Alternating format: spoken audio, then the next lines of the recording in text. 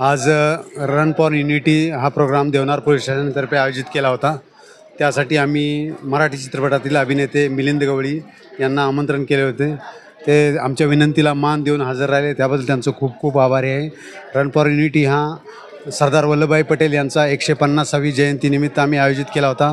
मुंबई पोलीसच्या वतीनं देवनार पोलीस स्टेशनच्या अधिपत्याखाली सर्व अधिकारी, खाजगी नागरिक, प्रतिष्ठित नागरिक, NCCचे स्टुडंट, आमचे अधिकारी, अंमलदार हे सर्व हजर राहिले होते।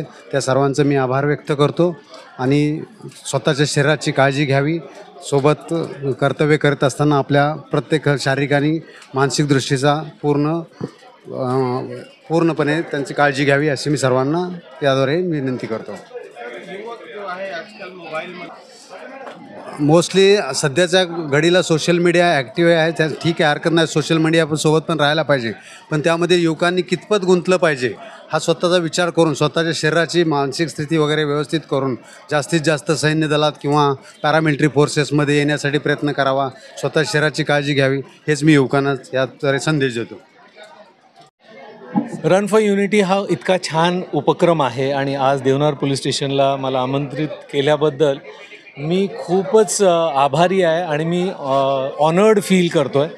आणि आपल्याला पळणं गरजेचं आहे।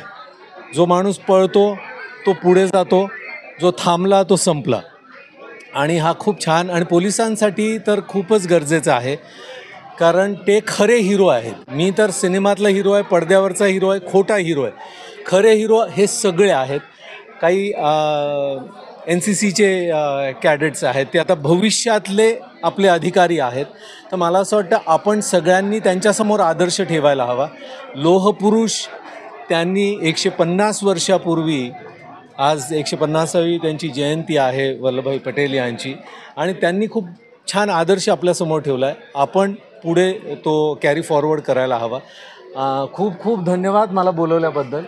मी खरंच इन्स्पायर होतो। माझे वडील पोलीस खात्यामध्ये 37 वर्ष प्रामाणिक नोकरी करून ते रिटायर झाले आणि आजही रिटायरिंग करून, टायर बदलून आजही काम करतात। इतकी कामाची सवय आहे त्यांना।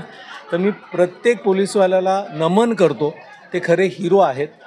आपण समाजाने त्यांची काळजी घेतली पाहिजे, कारण ते आपल्या सगळ्यांची, आपल्या कुटुंबाची काळजी घेतात।